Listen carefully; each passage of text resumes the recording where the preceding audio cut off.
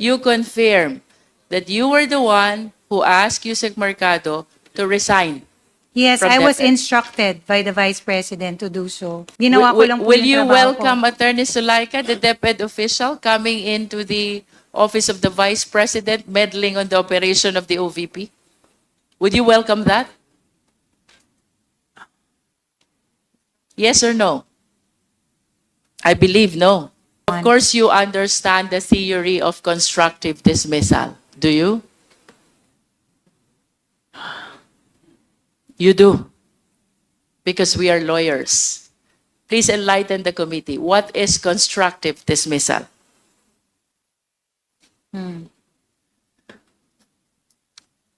Your Honor, Mr. Chair. What I did was really in pursuance of the instruction of the Vice Mr. President. Chair, can we please direct our resource speaker to be responsive to the question? Attorney Zuleika, Yes, I Mr. understand that you have back problem. Would you like me to declare 1 minute suspension? Thank you. 1 minute Thank you. suspension is declared by the chair. I appreciate that, Your Honor. If Attorney Zuleika is maintaining the position that she followed the requirements of due process, question number 1, did you give her a copy of the complaint? Yes or no? No. Did you set a hearing for her? Yes or no? No, Your Honor. 3, did you come up with a resolution on the issue that is being charged against her? Yes or no? No, I Your believe Honor. no. And therefore, you did not follow the requirements of due process.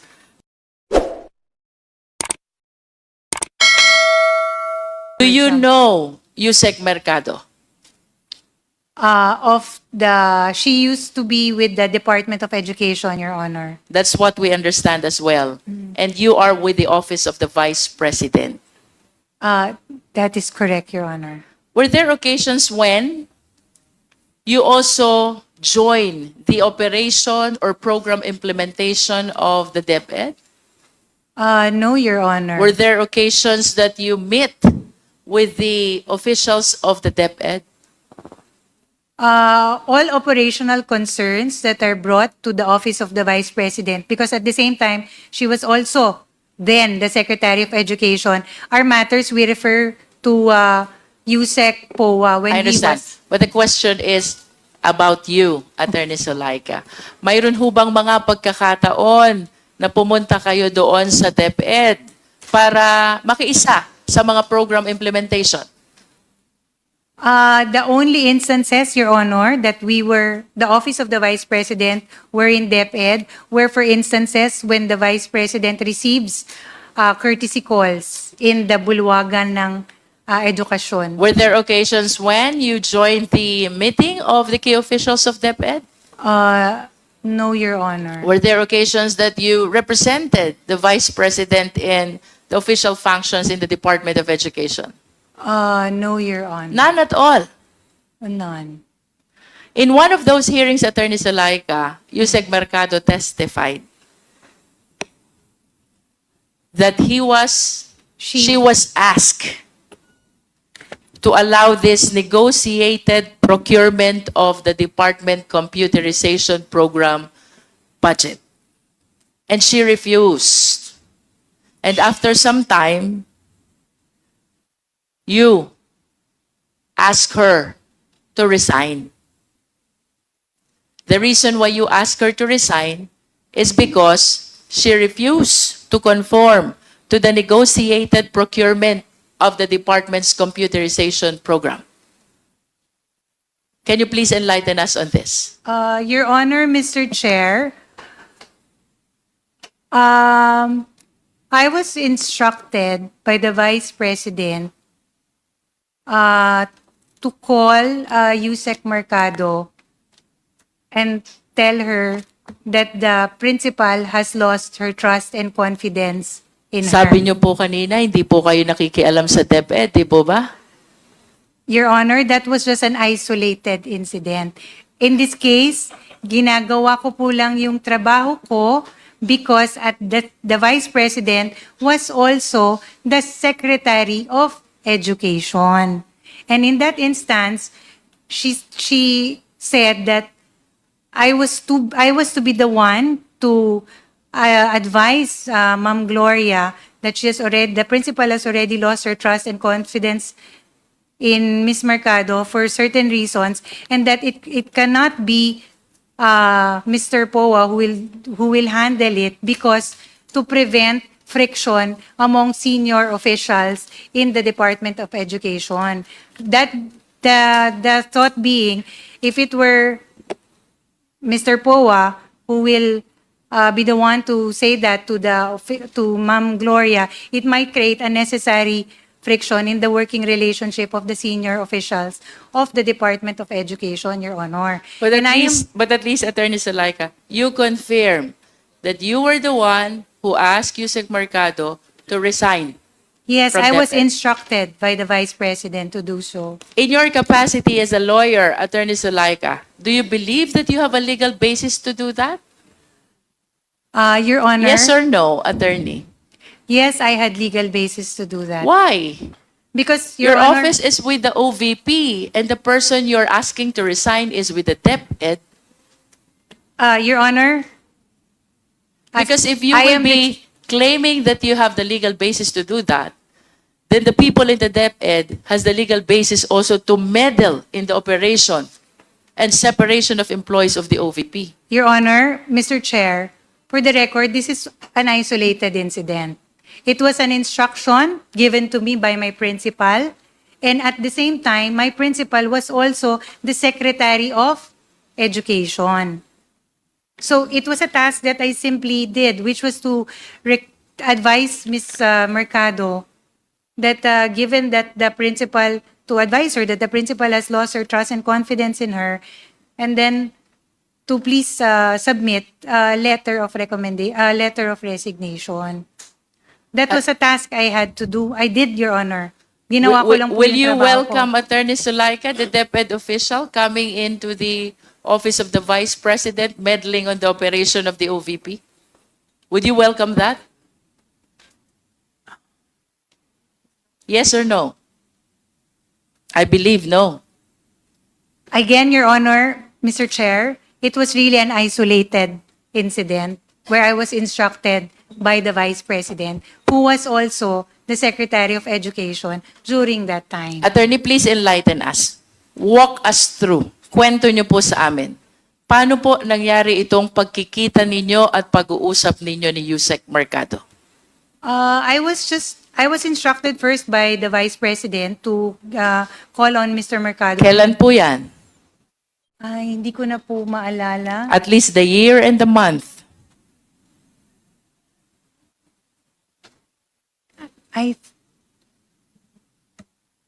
I think last year, Your Honor. Last year, this is 2023. Anong buwan ho ba ito? I am sorry, Your Honor, I cannot anymore recall. But it First was not this quarter, year. second quarter? I cannot anymore recall. You should have remembered this because you are asking a high-ranking DepEd official to resign. This is something which is very remarkable. Your Honor, Mr. Chair, it was, Please continue. thank you, it was really a task that was given to me, which I performed. Yes, but please walk us through.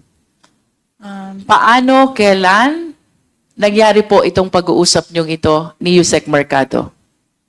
Hindi ko na po maalala yung time, ma'am. O yung buwan o yung period. Saan po kayo nag-usap? Pinatawag po namin siya sa Office of the Vice President Central Office.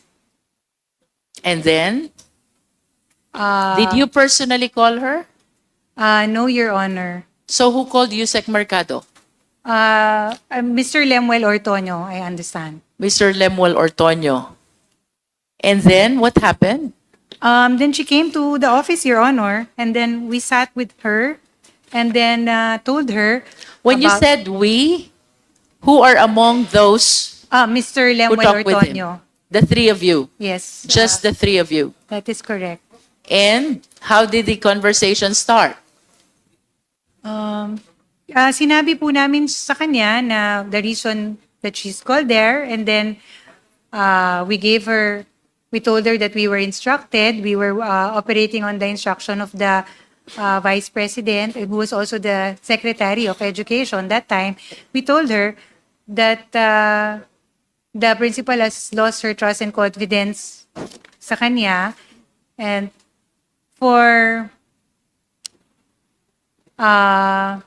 Would you know, Attorney Zuleika, kung gaano na katagal na nagtratrabaho si Yusek Mercado sa DepEd when this incident happened? I would assume, Your Honor, that she has been working with the government for quite some time. Like 40 years, 30 years? Maybe, yes. And you will agree with me that this is a very serious thing, asking somebody to resign, somebody who has rendered service in the government for more than 30 years already. Tama po ba? Your Honor, Mr. Chair, this is not to also belittle the credentials of Yusek Mercado. It is not. But the reason that I was instructed to tell her that the principal has lost her trust and confidence in her already, Your Honor. So, yun lang po yung sinabi ko at yun lang po Attorney, yung- you are a lawyer. It is fundamental upon us to follow due process. Did you accord Yusek Mercado the fundamental right to due process? I told her the reasons why, Your Honor. Yes, did you give her ample opportunity to explain her side? Yes, Yusek Mercado explained, but I told her that I was not the person that she was to talk to because I am not part of DepEd. I told her to take these concerns to the Chief of Staff or the Office of the Secretary in the Department of Education. Medyo unfair po yan, Attorney Zuleika. When you will be advising Yusek Mercado that she has to tender her courtesy resignation, you will be claiming that that is an instruction coming from your principal. And now that Attorney Zuleika is trying to explain Attorney herself, Mercado. Attorney Mercado. Yusek Mercado is trying to explain herself, you will be telling her that you do not belong to DepEd.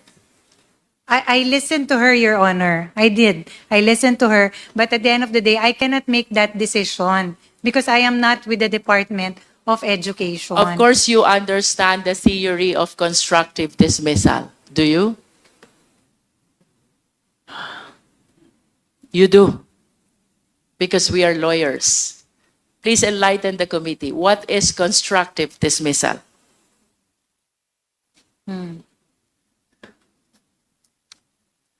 Your Honor, Mr. Chair.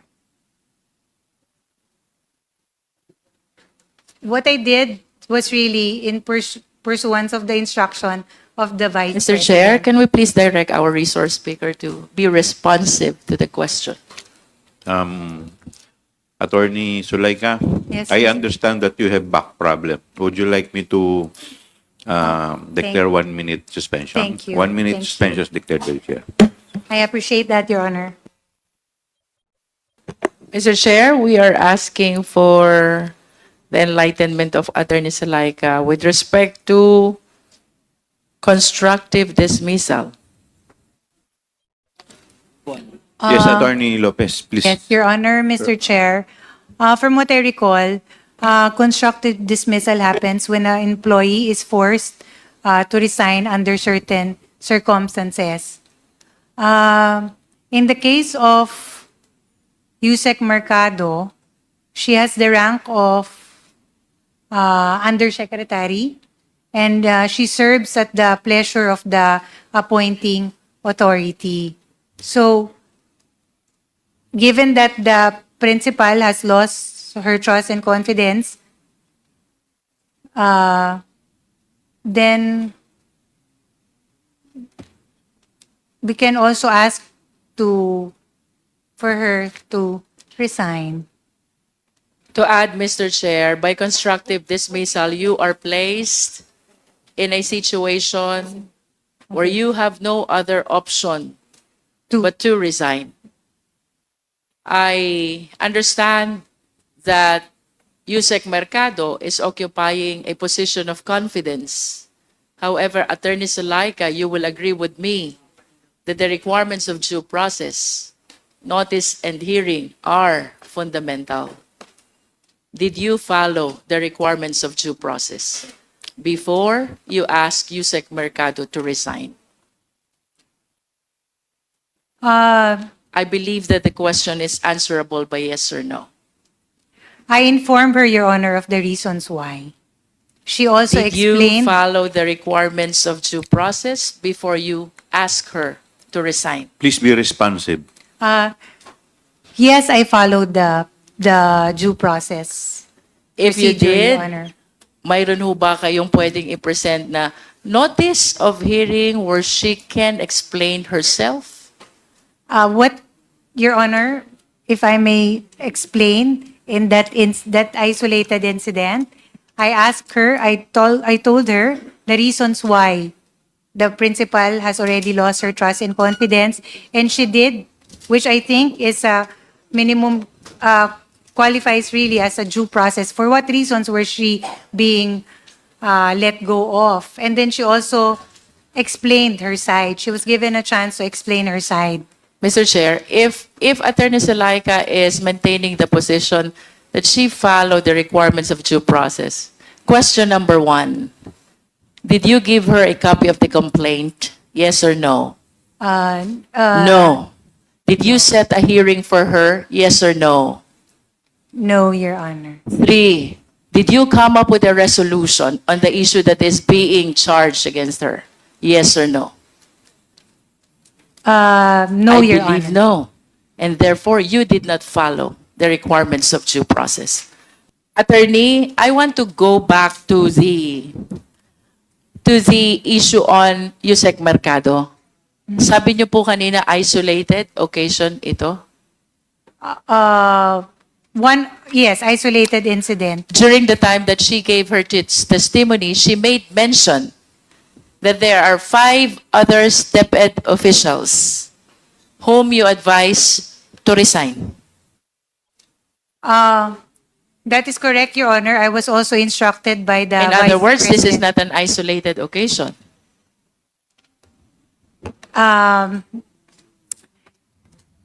It's a task, Your Honor, that I do not do as Chief of Staff on a regular basis. That is what I meant.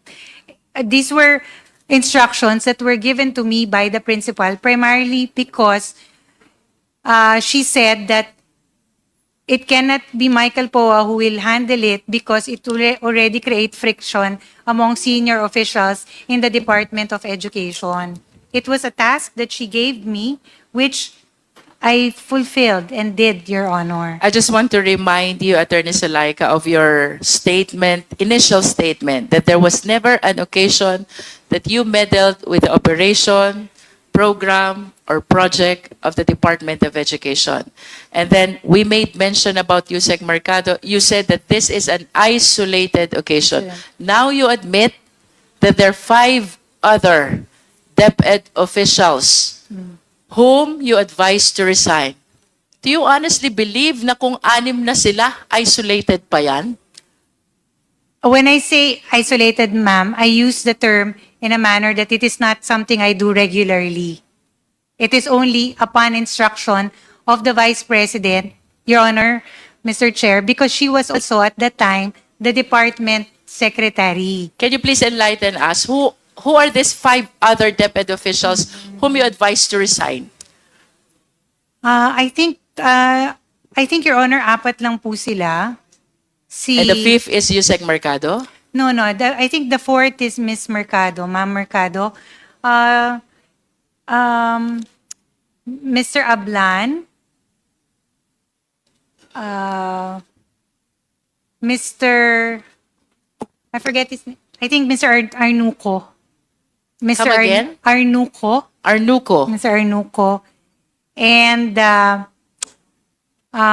head for legal, I forget his name. I think Attorney Attorney Braid. He's a lawyer. Attorney Brady. I wonder what made you ask him to resign. Is he the legal head? During that time, yes, I think, because he had the rank of USEC, I understand. And the fourth is Yusek Mercado. Yes. Can you please state in brief, what is the reason for asking Ablan to resign?